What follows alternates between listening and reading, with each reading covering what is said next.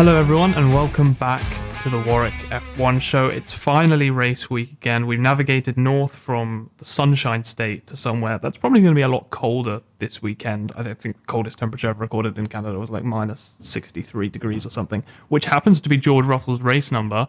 Is that an omen? It was last year, but we'll see this weekend. Is this seriously how we're starting off the podcast? Well, we are. Canada is actually the venue of the coldest ever F1 race as well. Is it? Which one? The first ever Canadian Grand Prix. Wow. Yeah. Thank you. There you I go. just...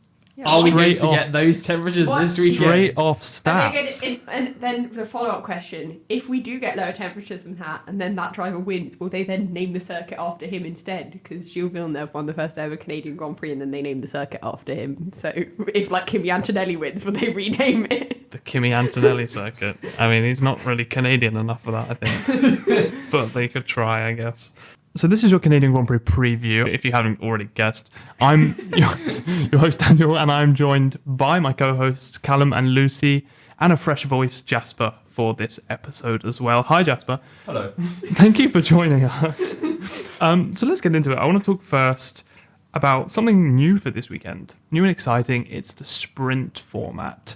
We haven't had a sprint in Canada before.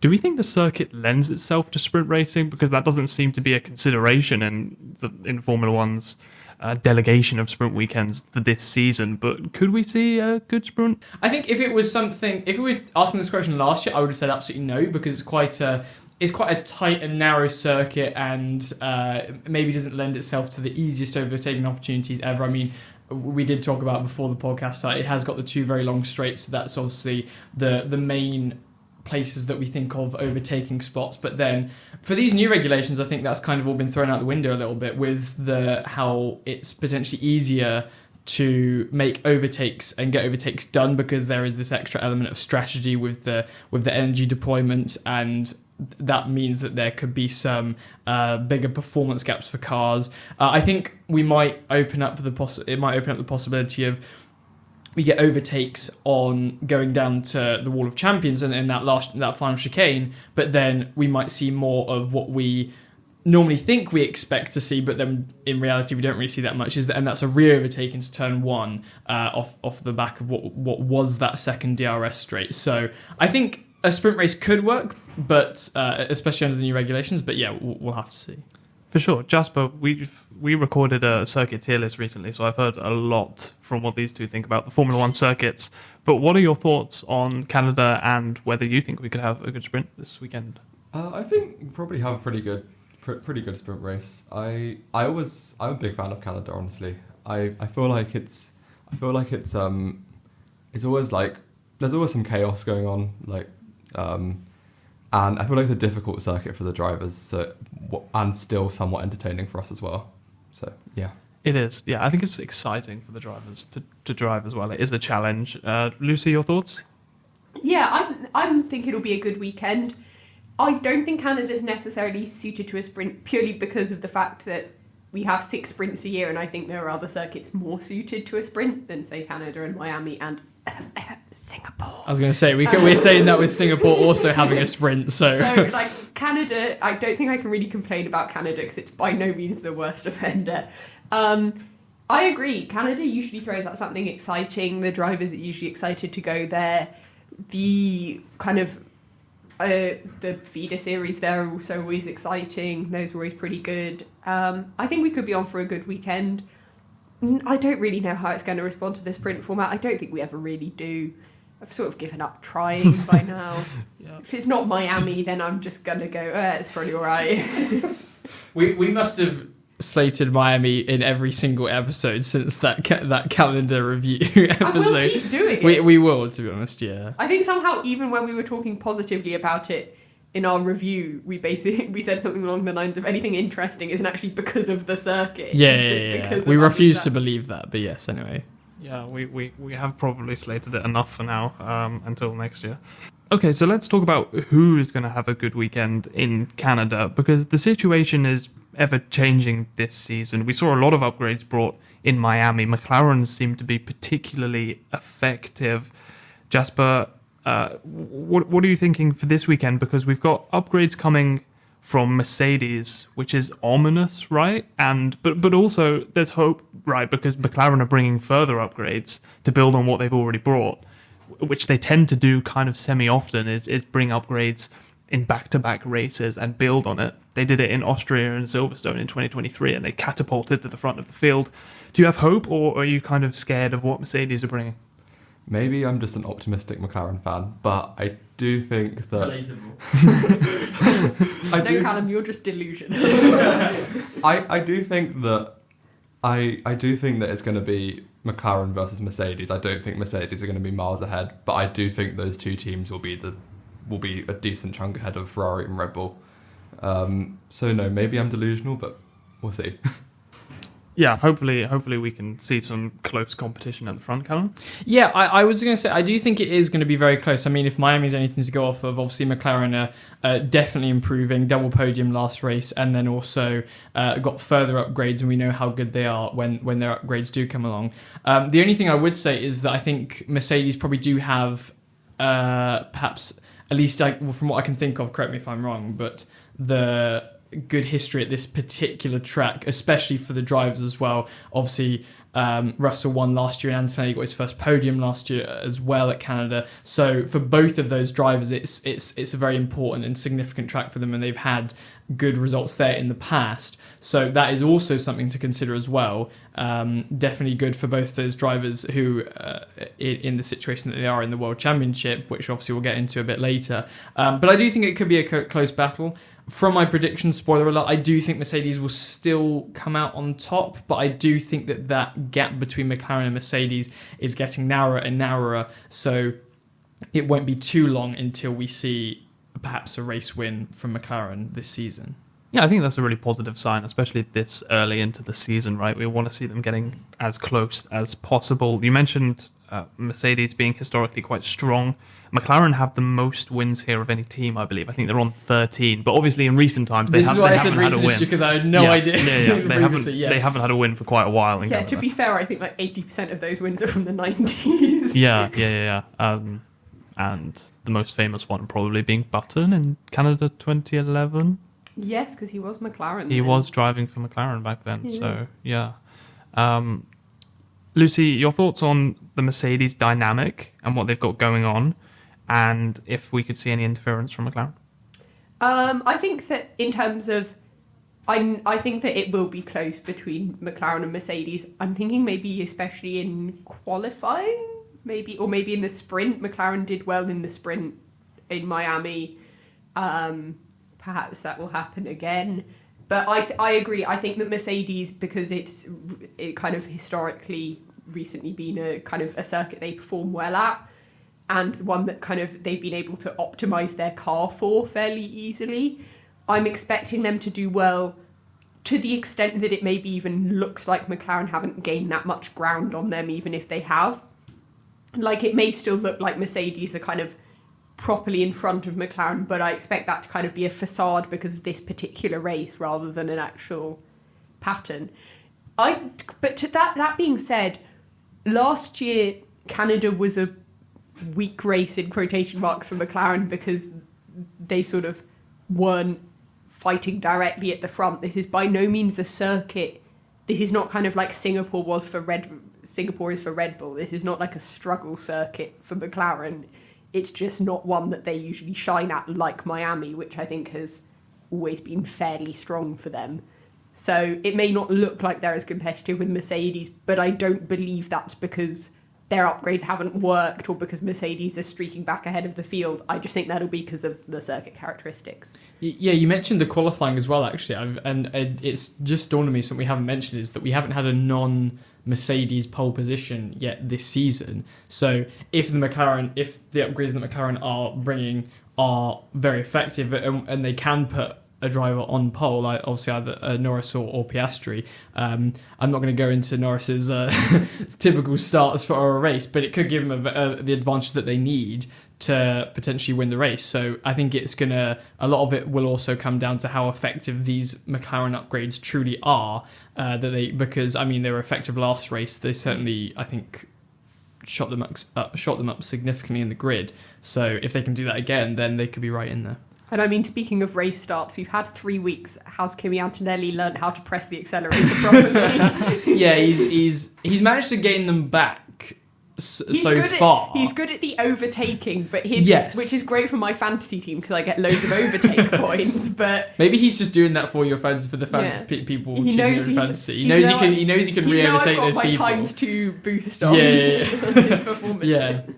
So you're hoping for Antonelli dropping off from the start, but then regaining it back for your fantasy team. That's best for me, That's and the ideally idea. with Piastri there as well because he's also on my I fantasy see. team. We'll see if that works. Surely Antonelli's got the most overtakes of the season so far I because would he has think consistently had terrible starts. Unless I can only think of maybe Verstappen because of his recovery drive they had to make in Australia. True, yeah. But yes, And he would be also in up Miami. there. And Miami, yeah. Yeah, the mini box is always popping off when Max Yeah. makes a poor start, which is often as well. Yeah, the Antonelli starts actually have been weird because sometimes it seems like it's Mercedes' fault, and sometimes it seems like it's Kimi's fault himself in just kind of not doing it right. Like Mercedes for the sprint came out and said that it was a grip calibration issue and they were expecting more grip than there was. So he didn't get a good launch. But on Sunday, I don't think that was the case. I think he just kind of didn't do very well off the start. Jasper, are you concerned for Antonelli at all in that respect, or do you think it's something that he can get on top of based on what we've seen? I think if the regulations didn't change, I'd be extremely concerned for him. But I think just because of these new regulations, I think he can, and he's quite good overtaking. I feel like he can bring it back. It is partly a Mercedes issue, so if they start getting that fixed, it might not look as bad as what it would before. Yeah, I mean, I think if it was a Mercedes issue, wouldn't you see more difficult starts from Russell as well? Like, as far as I'm aware, he hasn't really had much trouble himself compared to Antonelli coming off the line. So I don't know if there is some aspect. But then, if at the same time, if it was Antonelli's fault, then you think he would have worked on that. Although I suppose you could say that for Norris for the whole season last year. But like, I think you are setting yourself up here. Yeah, I know. So yeah, you're right. It is a bit strange that it's an issue that they perhaps haven't kind of sorted out really yet. Now Williams start on the other hand. No, I think that I'm wondering as well whether some of it is that I can't really remember how good of a race starter Antonelli was last year either. I'm wondering whether it's, and now he's kind of had his 3 first pole positions back to back to back. And so I'm wondering if part of it is also that whenever the lights go out, we're just looking at what he's doing. Yeah, so might be the fact that he's if he was in P4 or something and he lost 6 places at the start, we'd go, whoa, that was a bad start, but we wouldn't go, oh my god, this is the worst thing we've ever seen, in the way that, because it's very obvious that there's, when either there was 2 Mercedes at the front and now there's 1, or there are no Mercedes at the front anymore, that he's had a bad start. Also, if you have a bad start in the midfield, are you less likely perhaps to suffer for it in a way because everyone's clumped together in a way? I mean, obviously, if it was a shocking start, then you would see it and you would tumble down the order. But because there's more room to overtake, I got no idea. I might be chatting waffle, but like I don't know. Definitely, it might be an observation thing that the fact that we are that he's on pole position and we're watching that on the start means that it's more highlighted, like it was for Norris last season as well. Yeah, I mean, it's quite symbolic of Antonelli's season as well, isn't it? That he's under the spotlight more, and it's kind of, we're scrutinising everything. But as we've that's going already on. established, it's intentional, so I get more F1 fantasy team points. Yeah, that's his intention all along, of course. Do we think it's about the new start procedure though? Because he wasn't. I don't remember him being this bad last season. Mm-hmm. Like, there's like been like a few races where it literally just looks like he just stalls off the line, and that's the only thing I can think of difference from last season.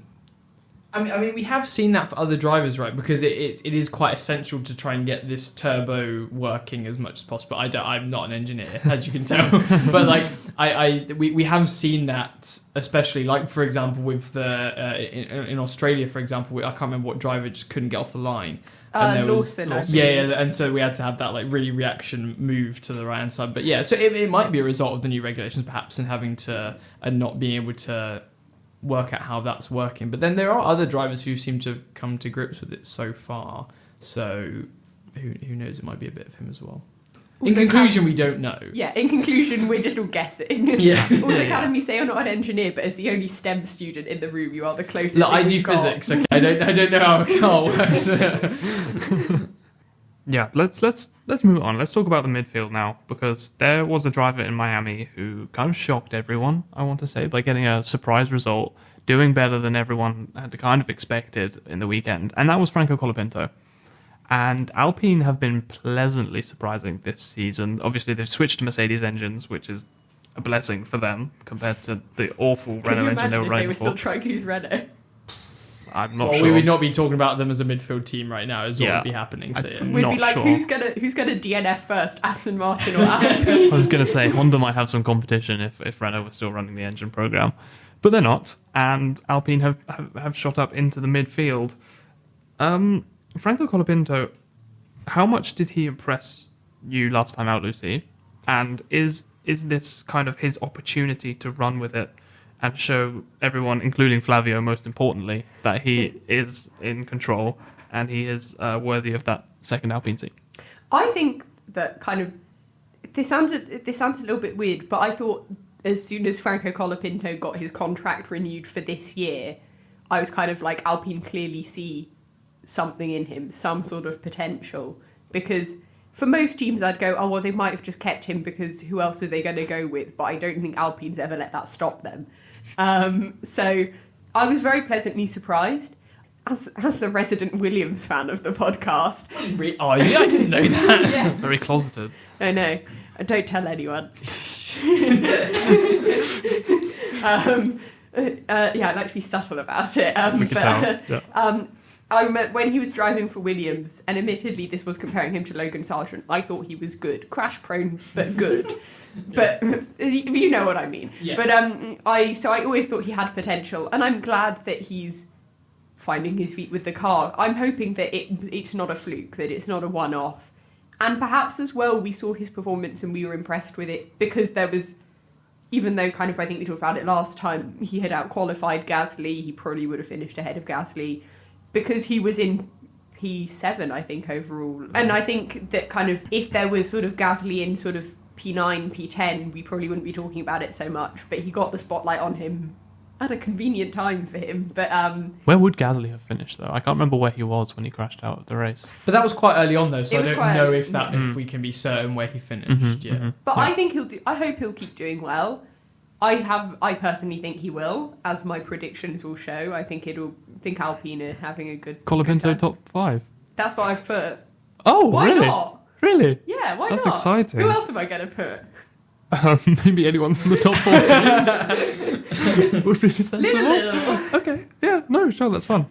Yeah, I think you're right. He's not exactly carrying the team on his back because Gasly is clearly the number one driver there, and I think we can expect that the large majority of races that Gasly is running, he will get the most out of that car. Like, I think he's been phenomenal over the past few years, and excuse me, he's especially in that year. Was it last year or the year before? He was literally the reason that Alpine pretty much got 6th place, apart from that very amazing performances that they had in Brazil. Yeah, Is it 2 years ago, yeah, 2024, I think. 24. Yeah. Mm-hmm. So, but I think ever since then he's just been amazing, and so Colapinto, I suppose, is really expected to just kind of back that up in a way, a bit like what you might be looking for a second driver from Red Bull, for example. You're not going to be looking for someone who can like match Verstappen. You're just going to want someone who, if Verstappen's in first place, then they'll be getting maybe 3rd or 4th perhaps. You want a driver that can back that up. And so I think Colapinto, that's what he should be aiming for from these races, is aiming to get as near to Gasly as possible, so that if something like Miami did happen where Gasly does crash out, he can be there to pick up some points for Alpine or where they are available. Of course, yeah. Just a reminder that Alpine sit on 5th in the Constructors' Championship, only 7 points away from Red Bull, and Pierre Gasly is 9th, only 10 points away from Max Verstappen. So What a fall from grace from Red Bull that we're comparing them to Alpine, genuinely. Oh yeah, we've said before that they are like probably a midfield team now, closer to the But it's midfield really than funny. the top. Oh yeah, it's brilliant.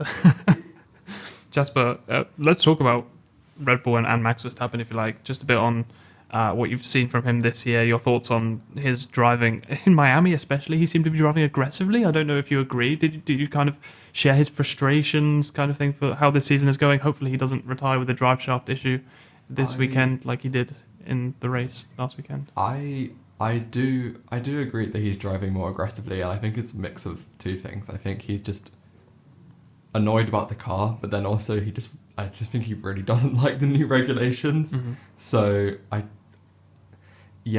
think like when something goes wrong, he's more prone to like, I mean, he's always been prone to a bit of aggression. Let's not lie, but like, but I think the fact that he doesn't like driving the cars means that he's probably more likely to resort to that quicker than what he would usually. Yeah, absolutely. I completely agree. Yeah, I imagine he was still quite frustrated about losing the win at the 24 Hours of Nürburgring, only 3 hours before the race ended as well. That's still rather sore, I imagine. Let's transition now into our predictions for this weekend. We've got 4 sets to go through, so this might take a while. But Lucy, would you like to run us through your sprint winner for the weekend and top 5, please? Yes. Well, you have already heard one of my top 5. And it's very exciting, so I'm very keen to know the rest. The rest are very boring, Oh, I no. fear. My sprint winner, I've gone with Russell. I do think Mercedes will be good, and it's kind of a 50-50. P1, I've also gone Russell. P2, I've gone Antonelli. Right. That's not necessarily because I think that Mercedes are going to get a 1-2. This is because I'm trying to give myself the best chance possible of getting at least 1 point. And that is that I find it impossible to imagine that a Mercedes won't come in at least P2. Yes. And so if I put them in P1 and P2, that gives me a pretty solid chance. P3, I've gone with Piastri. So 1 position improvement from last year, which I'm sure he'd be happy with. P4, I've gone with Norris. And then P5, I've got Franco Colapinto. Okay, those are eerily similar to mine, so I'm going to run through mine. Oh, those are really again. similar to mine. Again, just like Miami. So I'm going to change mine on the fly. I'm dragging you down. Oh, okay. I refuse to have the similar predictions to you this time again. So I'm going to switch it up on the fly. I'm still going to stick with sprint winner George Russell because I think he's going to be on the pace early on in the weekend. But I think that, I mean, it might be even less exciting because he's championship leader. But I'm going to go Antonelli P1. And then I'm going to say... Does George Russell ever won a sprint? Did he win the sprint in China or was that Oh, his Antonelli? first F1 win was a sprint in Brazil 22, if you remember. Oh, yes. Because then he started. I forgot that was when sprint still decided, like it still decided qualifying. It decided the grid for the race. Yeah, because Magnussen was on pole for the sprint, but not the Grand Prix. Yeah. And then Russell ended up winning the sprint. Magnussen retired from the Grand Prix and Russell converted. But into the Grand Prix Magnussen still victory. had pole position even though he started the race in like 10th. Yes, and thankfully it was called an official pole position, so he has that to his name. Because otherwise, if it wasn't, then that's a bit anticlimactic. P1 Antonelli, P2 I'm going to go Lando Norris because he won't drive into his teammate this year. we promised we wouldn't. We promised we wouldn't bring it up, Callum, but we have to mention it. We can't not. Yeah, it's part of the fabled history of this track. Yeah. P3, I am going to put George Russell there.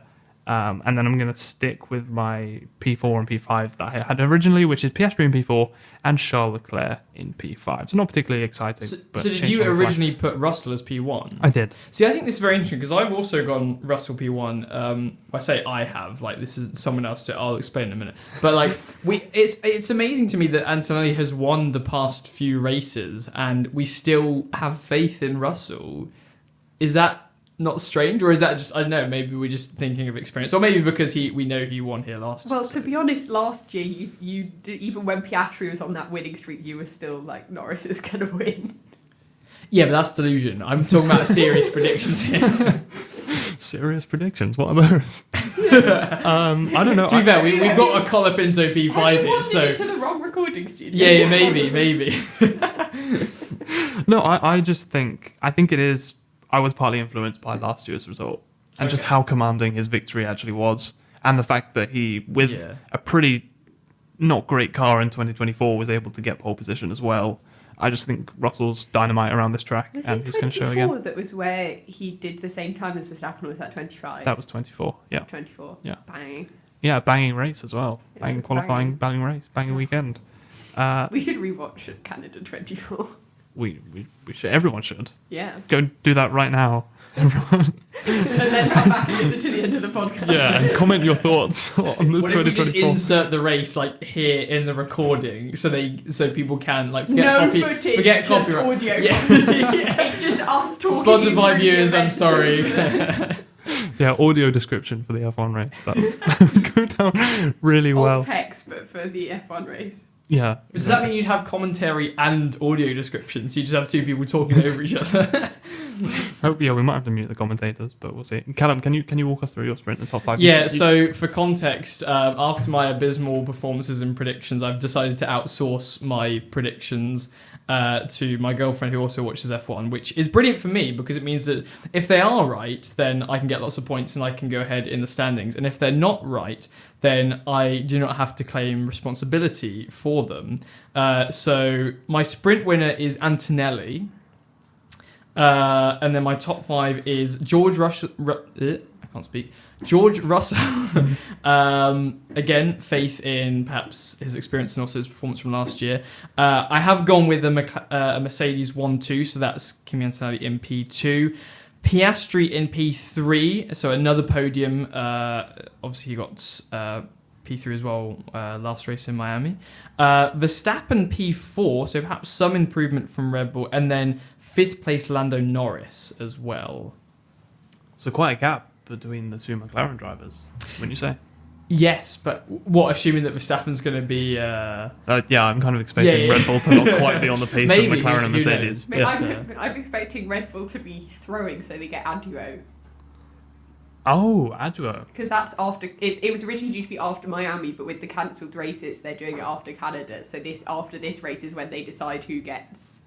And if you are more than 2% off the best performing engine, you get 1 additional development opportunity. And if you are more than 4% off, you get 2 additional development But you can't use opportunities. those two things in the same development. Like, if you get 2 development opportunities, you have to use them. Sorry, in am two I different the parts of only one who engine. just doesn't know what you guys are talking about? So it's this ADUO, the additional development and upgrade opportunities, is for the engine sides of it, because usually you can't upgrade your engines. But because of the new engines, basically to avoid a Honda 2015, like 2016 happening again, Yeah. they brought these in so that after... It was due to be like after every quarter of the season, so after every 6 races, but now I think they're rejigging it a bit because we are losing races hand over fist. Basically it's for the engine manufacturers. So Right, if you're okay. a certain percentage behind, well, the leaders is the term, behind Mercedes, and the current talk is that Red Bull, their engine's actually fine. It's just their aerodynamics are so bad.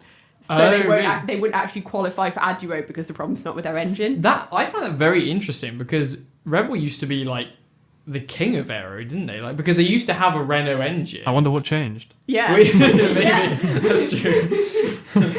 Oh, hi, Aston Martin. It will surprise nobody to hear that Honda will almost certainly qualify for ADUO. But currently it's due to be Mercedes and Red Bull. The rumours are Mercedes and Red Bull won't get it, but Ferrari, Audi and Honda all will. That concludes ADUO chat. I swear I've been writing my essays. I haven't just been researching this all week. Yeah, same. Jasper, please, your sprint winner and P's 1 through to 5, please. My sprint winner is Kimi Antonelli, and then again quite similar to everyone else actually. P1 Russell, P2 Piastri, and then P3 Antonelli, P4 Norris, and P5 Leclerc. Okay, yeah, makes sense. Is that the first? Someone else did a Ferrari in the top 5 as well. I had Yes. Leclerc P5. But no, Yeah. higher than that. Well, No, does Hamilton as Ferrari well. always trash at this circuit? Okay. I mean, had let's a- be honest. Leclerc might do well, and then he might get a post-race penalty and swap some billboards around. Oh, good Yeah. reference. Yeah. Yeah. 7 years old. Yeah. They double DNF'd here in 2024, I think, right? Ferrari. Yep. Yes. Because Carlos Sainz drove into Alex Albon when he was going to get some Williams points. He was going to get 2 points. He was in P9. Okay. Touched a nerve there, I think. This was in 2024, okay? It was a rough time. It was, yeah. At least you're not angry about it. It's fine. Still, somehow. Let's go around in reverse. So, Jasper, if you could walk us through your DNF prediction and your random for this episode, please. So my DNF, he's really not catching a break, is Max Verstappen again. Oh, poor guy.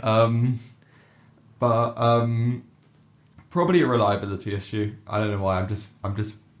Or it could be a crash, to be fair. And then my random prediction. I'm really putting stock on that 40% chance of rain, and I'm saying that all 5 tyre compounds are going to be used at some point in the weekend.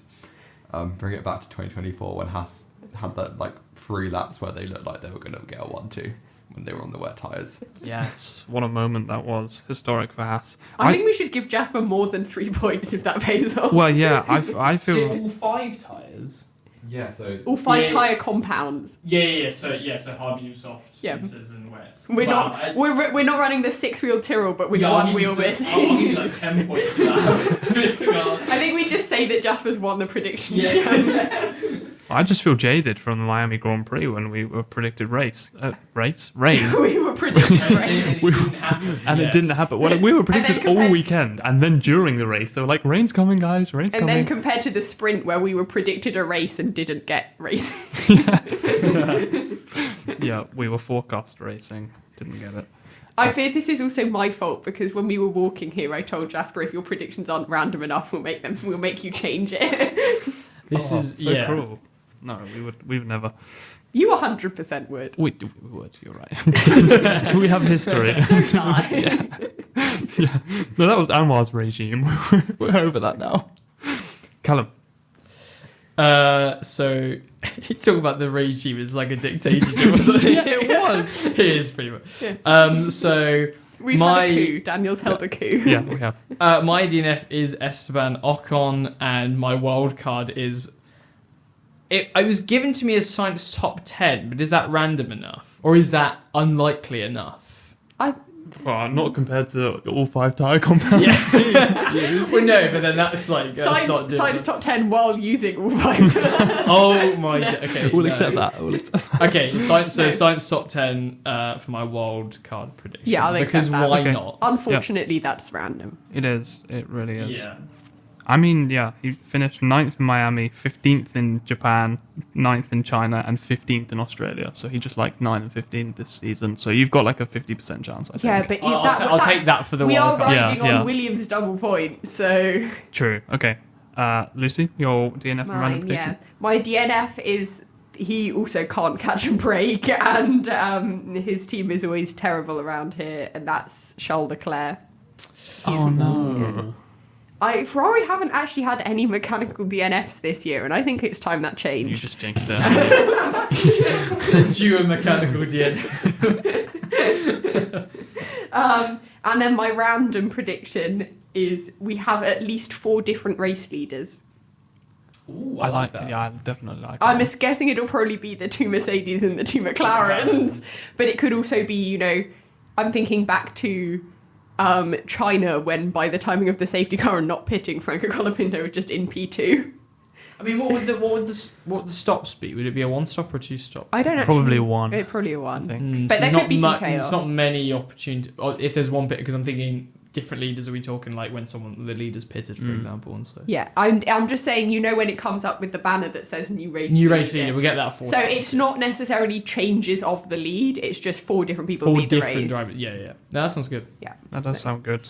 By the way, about Ferrari's reliability, this was a thing in 2022 as well, right? They had great reliability at the start of the season. Everyone's lauding them for it while Red Bull's flailing. And then there were like 5 races in a row where Ferrari are just DNFing all the time with Leclerc and Sainz. I think one of them Did it was Canada. start with Canada? I think it might have can't remember done. where it started, to be No, it honest. started with Spain. Spain Was and it Spain? Baku, he retired. Spain. Charles Leclerc retired. Spain, Austria was Ba- awful for Sainz, he had fire. France? When did France come in that list? That wasn't mechanical, though. Crashing out. Yeah. yeah. Spain and Baku, I think, were the ones. So we're coming up to those. Imola as well wasn't mechanical. That was just Leclerc spinning out from like P2 while he was chasing Verstappen. Yeah. So you heard it here first. There is going to be a streak of at least 5 races where at least one Ferrari driver DNFs. Probably.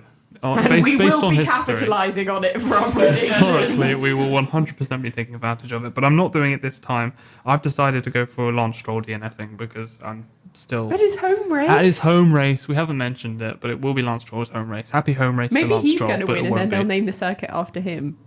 Please, no. Oh my goodness. Imagine, no, that would mean we have a great race, though. If we've got Lance Stroll in an Aston Martin winning, that's got to be a banger. Lance Stroll win, Lawrence Stroll goes up on the podium. Oh no, to no, collect the trophy. win's fine. I'm talking about the naming of the circuit, like the fact that he has to be ingrained in F1 history. He's immortalised. Yeah, no, please, Yeah, don't do because I don't want to be reminded of Lance Stroll every season we go to Canada. Well, yeah. No, I agree. Okay, If fair it enough. happens, then we have to move circuit for the next Canadian Grand Prix. I don't think they've ever used a different circuit for Canada. I think I they've was just always trying to think of used one, I don't Montreal. think The moment they name it the Lance Stroll circuit, a new circuit comes into production. Yeah, they build it in record-breaking time, so they don't have to go there for We build next it in year. less than a year. Yeah. So that they have to go there again. Although, knowing F1, they'll probably just make a street circuit around Montreal or something. No, not Yeah. Montreal, Vancouver, or Yeah. anywhere, literally anywhere. They did it in the Calgary Olympic Park, so they have to go off the ski jumps. if it means that we don't have to race the Lance Stroll circuit, then yes, we'll do that. Would it even work? Is there enough downforce on an F1 car that it would just not jump? Yeah. Yeah. Maybe Not this for a is... ski slope. Oh! What are you my talking? bad. What are you? I'm thinking on a like a ski slalom jump. kind of thing, like, No, I'm thinking of a ski jump. right. Yes, I think an In that F1 case- car might take off In then. that case, they would. But it would come down pretty quickly as It well, would, right? yeah. Yeah. Just to absolutely, like, probably kill the drivers. Yeah, that's Annihilate great. the spine, yeah. Okay. I mean, the new Saudi Arabian F1 circuit is being built like in the air with like walls that are about like 3 meters high. Oh, that's wild. The concept for that is... I look at it and Crazy. I go, who the hell approved this? Yeah. Yeah. It's bonkers. And I go, that poor FIA health and safety official who's going to have to like grade this circuit so it's grade 1 eligible. Hopefully they're not scared of heights, is all I can say. My random prediction is a driver from the top 4 teams has a slow pit stop. And I'm going to quantify slow pit stop as longer than 4 seconds. Because that is slow. Agreed? So a driver... From McLaren, Mercedes, Red Bull, or Ferrari have a pit stop longer than 4 seconds during the race. Can we get rid of Red Bull?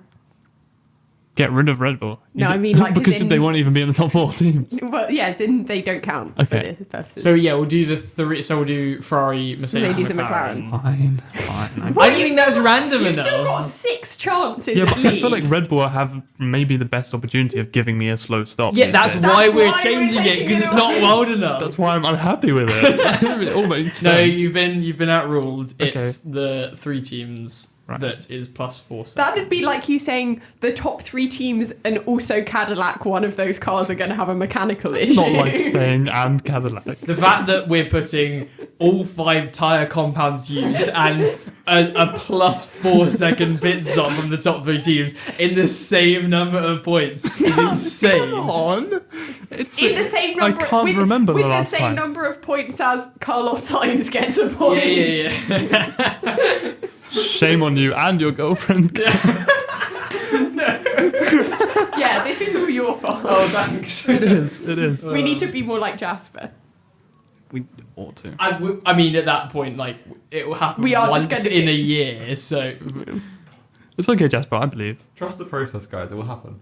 40% is not enough for wet tyres, but we can... That's we why can their pit stop's going to be so slow they can't find all 5 tyre compounds. they can't find the Like- wets because they never use them. I was kind of told that I was kind of under the impression that there was going to be heavy rain, and I've just clearly been wrong, but I'm still sticking to the prediction. Is it that just the tyres used, or is it for one driver? No, just in general. Okay, just in should we general. reduce it to 4? Like, so the inters, the softs, the medium, and the We can hards? definitely reduce it I to think 4. we if Should you we like. reduce it to, I think, yeah, because I think, Fine. I want to give you a shot. We'll reduce it to 4, but if 5 happens, then give me extra You points. get, like, double points, Yeah. You will get double points. We're doing the double points finale. Yeah. Yeah. Yeah, and the guests' points total will be The guest points Even total is higher. really good. even further ahead than Callum than it already It's is. really annoying. I knew that was coming the moment you started that sentence. I don't- love this so much because last year it was all me being hated on for my predictions, and now I'm not just So I've because been Callum drawn is in worse. for this. Yeah. Yeah. That's your purpose. That's why we promoted you to co-host. I don't think I walked everyone through the totals. I think I'm on 10. Callum's on. Do we need to run through the totals? Like, Of course, is it Callum on necessary? 4, 3, 4, 3. Probably 3, and I'm on Lucy's on 7. 7. So there's a gulf, but The comeback's on. the comeback is That's on all I'm saying. for this That's all I'm weekend. saying. Carlos Sainz points. Here we go. Okay, that brings It's so us. annoying because I really want that to happen just in real life, but I really don't want that to happen because I don't want Callum to get 3 points out of it. I'll be joyous if Science gets top 10 because that means that I'm making a good Williams performance worse for you. Can we just? I'll take it. Okay, no Carlos Sainz points, but Alex Albon like P7 or something. I'd still like that regardless. To be fair, I like Alex Albon. Yeah, everyone loves Alex There we go. Albon. Yeah, there we go. Okay, We've reached a satisfactory That's a lovely negotiation. way to end the episode. paradoxical at the end. But yeah, we are now at the end of our Canadian Grand Prix preview. Thank you everyone for joining me on this episode. Very fun as always. Enjoy the race, everyone, and we'll be back for our Canadian Grand Prix review next week to recap all of the hopefully bonkers events of this weekend. See you then. Goodbye.